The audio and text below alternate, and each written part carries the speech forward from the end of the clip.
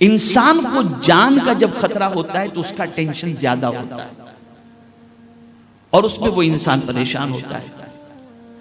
अब आप सोचें, हुजूर सल्लल्लाहु ताला अलैहि वसल्लम सय्यदना सिद्दीक़ अकबर रदियल्लाहु ताला अन्हु के साथ हिजरत फरमाकर मदीने मुनव्वरा तशरीफ ले जा रहे हैं और दुश्मन पूरी ताकत और तवानाई खर्च करके सय्यदना सिद्दीक़ अकबर रदियल्लाहु ताला अन्हु और हुजूर सल्लल्लाहु अलैहि वसल्लम को गिरफ्तार करने के लिए लालच देकर लोगों को रवाना कर रहा है। लोग रवाना हुए। अब आप सोचें, सरकार सल्लल्लाहु अलैहि वसल्लम और सिद्दीक़ अकबर रदियल्लाहु ताला अन्हु माइग्रेट होकर मदीने जा रहे हैं। गारे सौर में हुजूर सल्लल्लाहु अलैहि वसल्लम और सय्यदना सिद्दीक़ अकबर रदियल्लाहु ताला अन्हु दोनों होते हैं। गार का दहाना खुला हुआ था। सिद्दीक़ अकबर रदियल्लाहु ताला अन्हु की नजर दुश्मनों के पैर पे पड़ जाती है कि दुश्मन गार तक पहुंच चुका है। अल्लाह अकबर। तो सिद्दीक़ अकबर रदियल्लाहु ताला अन्हु ने कहा, या रसूल अल्लाह सल्लल्लाहु ताला अलैहि वसल्लम, अगर दुश्मनों ने जरा गर्दन झुकाई तो हमें देख लेंगे। अब सोचिए कितनी टेंशन वाली पोजीशन थी। दोनों के बचने के बजाहिर कोई इम्कानात नजर नहीं आ रहे थे और डर था कि कहीं दुश्मन आकर के गिरफ्तार करके शहीद न कर दे। लेकिन कुर्बान जाइए, ऐसी सिचुएशन में हुजूर सल्लल्लाहु अलैहि वसल्लम ने टेंशन को, स्ट्रेस को सरकार ने कैसे दूर किया? कौन सा इलाज हुजूर ने फरमाया सिद्दीक़ अकबर का? फरमाया, ला ताज़न इन्नल्लाह माअना। अबू बकर गम न करो, अल्लाह हमारे साथ है, अल्लाह हमारे साथ है। ये इतना जबरदस्त सेंटेंस था सरकार की तरफ से सिद्दीक़ अकबर रदियल्लाहु ताला अन्हु को कि कुरान ने उसे अपने सीने में जगह दे दी और हुजूर सल्लल्लाहु अलैहि वसल्लम के इस फरमाने पर सिद्दीक़ अकबर रदियल्लाहु ताला अन्हु का डर भी खत्म हुआ, खौफ भी खत्म हुआ, टेंशन भी खत्म हुआ, स्ट्रेस भी खत्म हुआ और ये यकीन मजीद पुख्ता हो गया, वो जिंदगी देना चाहे तो कोई मार नहीं सकता और वो मारना चाहे तो कोई जिंदगी दे नहीं सकता। आप इन चीजों को पढ़ें, इन चीजों को समझें। मेरे प्यारे आका सल्लल्लाहु ताला अलैहि वसल्लम के प्यारे दीवानों, इसी तरीके से आप देखें, आकाए करीम रऊफ और रहीम अलैहि तहिय्यतु व तस्लीम ने जब इस्लाम की दावत का सिलसिला शुरू किया तो सरकार सल्लल्लाहु अलैहि वसल्लम की दो बेटियों का निकाह, मैं लाइफ के हवाले से बता रहा हूँ, फैमिली लाइफ के हवाले से, ताकि आप समझ सकें। दो बेटियों का निकाह अबू लहब के बेटों से हुए थे। रुखसती नहीं हुई थी, एक छोटी थी लेकिन निकाह हो गया था, अभी रुखसती नहीं हुई थी। हुजूर सल्लल्लाहु अलैहि वसल्लम ने इस्लाम की दावत जैसे ही दी, अबू लहब ने अपने बेटों से कहा कि तुम मोहम्मद सल्लल्लाहु अलैहि वसल्लम की बेटियों को तलाक दे दो। उन्होंने तलाक दिया। आकाए करीम सल्लल्लाहु अलैहि वसल्लम टेंशन में नहीं आए, स्ट्रेस में नहीं आए, इसलिए कि वो जानते थे कि मेरा मिशन, मेरी लाइफ, मेरी रिस्पॉन्सिबिलिटी वो अपनी जगह पर है और मेरी बेटियां अगर गैर मुस्लिम के साथ जिंदगी के लम्हात गुजारती होती तो ये मेरे लिए टेंशन की बात थी। आकाए करीम सल्लल्लाहु ताला अलैहि वसल्लम ने इस डिवोर्स के मैटर को इतना सरकार सल्लल्लाहु अलैहि वसल्लम ने अपनी तबीयत पर नहीं लिया, बल्कि हुजूर सल्लल्लाहु ताला अलैहि वसल्लम अल्लाह के फैसले पर राजी रहे। ये बेटियों का मसला। कैद का मसला देखें, लाइफ में टेंशन आते हैं तो आदमी सोचता है कि क्या करे। अब आप देखिए, आकाए करीम सल्लल्लाहु अलैहि वसल्लम का सोशल बाइकाट किया गया और 3 साल तक हुजूर सल्लल्लाहु अलैहि वसल्लम को शाब अबी तालिब के अंदर सरकार सल्लल्लाहु अलैहि वसल्लम को उनके रफ़क़ा के साथ, रिश्तेदारों के साथ महसूर कर दिया गया और ये ऐलान कर दिया गया कि न इनको कोई खाना पानी पहुंचाए जो भी शब अबी तालिब के अंदर हैं, न इनसे किसी किस्म का कोई रिश्ता रखे, न कोई ताल्लुक रखे। 3 साल तक हुजूर सल्लल्लाहु अलैहि वसल्लम शाब अबी तालिब में सहाबा के अपने रिश्तेदारों के साथ वहां पर रहे, सोशल बाइकाट हुआ। जमाना ऐसा भी गुजरा कि हुजूर सल्लल्लाहु अलैहि वसल्लम चमड़ा चबा करके अपना वक्त गुजारते थे, लेकिन मेरे आका सल्लल्लाहु अलैहि वसल्लम अल्लाह के फैसले पर राजी थे और हुजूर सल्लल्लाहु अलैहि वसल्लम ने कोई दूसरा स्टेप नहीं उठाया।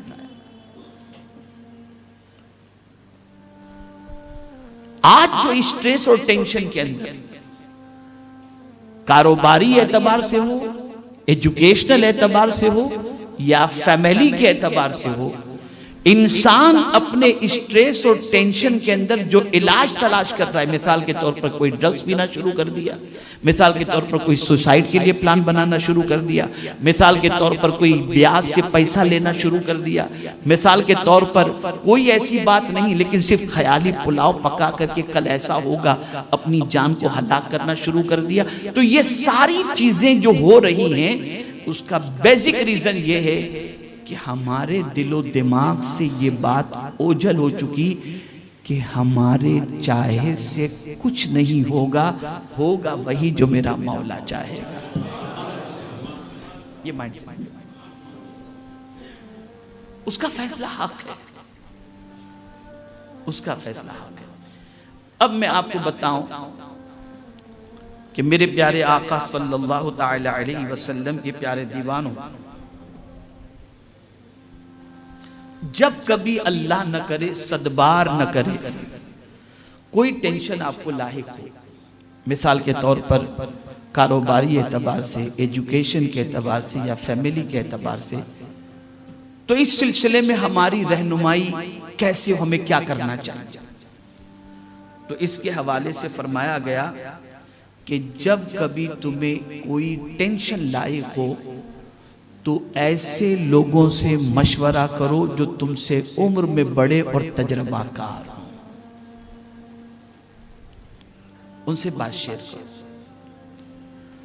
और इसी के साथ साथ ये भी करो कि जब वो तुम्हें टेंशन से निकलने का कोई रास्ता बताएं, जायज रास्ता, तो उस रास्ते पर चलने की तुम कोशिश करो।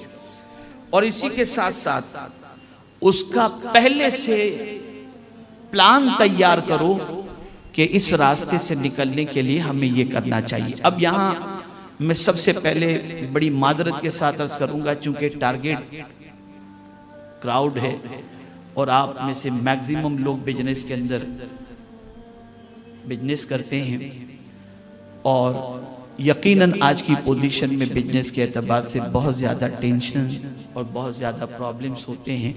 जिंदगी भर याद रखिएगा, जिंदगी भर याद रखिएगा, कभी भी आप अपना कारोबार अपनी बिसात और अपनी ताकत से ज्यादा बढ़ाने की कोशिश न करें। ये मना फरमाया गया। आपकी जितनी कैपेसिटी है, इसको दूसरे एंगल से समझें कि आप अगर कोई काम करना चाहते हैं, मिसाल के तौर पर एक टूर को ले लीजिए या किसी ब्रांड को ले लीजिए कि आपका उसके अंदर प्रॉफिट जो है वो 2000 का है। जैसे मिसाल के तौर पर एक टूर ऑपरेटर की हैसियत से आप हैं, 2000 आपको एक पैसेंजर पे प्रॉफिट मिलता है, ठीक है ना। अब आपने 50 पैसेंजर बुक किए 2000 के प्रॉफिट के एतबार से, तो 50 पैसेंजर आपने जो बुक किए तो आपका हुआ 30 लाख का मामला। सामने वाले से आपने 30 लाख वसूल किए 60,000 के हिसाब से 50 पैसेंजर के, और आपको उसमें प्रॉफिट कितना मिल रहा है, 1 लाख रुपया मिल रहा है। तो आप ये बिजनेस उस वक्त करें जब आपको ये कॉन्फिडेंस हो कि जब मेरे 30 लाख सामने वाले ने जो मुझे दिए हैं वो अगर खुदा न खास्ता मैंने किसी बड़े एजेंट को दिए और डूब गए तो मैं ये 30 लाख भरने की ताकत रखता हूं अगर ये आपकी पोजीशन हो तो आप इस बिजनेस के अंदर इन्वॉल्व हो, और अगर नहीं तो आप इसके अंदर इन्वॉल्व ना हो। इसी तरीके से आप दूसरे शोबे को समझ सकते हैं। कोई भी काम, जितनी कैपेसिटी आपकी नुकसान बर्दाश्त करने की हो, उसी एतबार से आप बिजनेस करें। आज हमारे यहाँ जो बिजनेस का सिस्टम है वो फ्यूचर में हमको 10 लाख का प्रॉफिट होगा, आज हम 15 लाख रुपया खर्चा कर डालते हैं, न वो 10 लाख आते हैं और न ये 15 लाख भरने की ताकत हमारी रहती है। और फिर उसके बाद ये होता है कि हमारा घर गिरवी रह जाता है, हमारी दुकानें गिरवी रह जाती हैं, और हम रात की नींद खराब कर बैठते हैं और दिन का सुकून खराब कर बैठते हैं। इसीलिए आकाए करीम सल्लल्लाहु अलैहि वसल्लम ने फरमाया, खैरुल उमूर औसतुहा, बेहतरीन काम वो है जो दरमियाना काम, दरमियाना काम, ओवर करने की कोशिश न करें। बहुत सारे लोग तो शादियों के अंदर लाखों करोड़ों खर्च करते हैं और बाद में पता चलता है कि यार इनके ऊपर तो बैंक का इतना कर्जा है। ये भी होता है, लेकिन स्टेटस मेंटेन करने के लिए बहुत सारी जगहों पे ये किया जाता है। तो ये बात याद रखें, आपका कर्ज चुकाने के लिए कौम नहीं आएगी, वो आपको ही चुकाना है। इसलिए कोई ऐसा कदम ना उठाएं।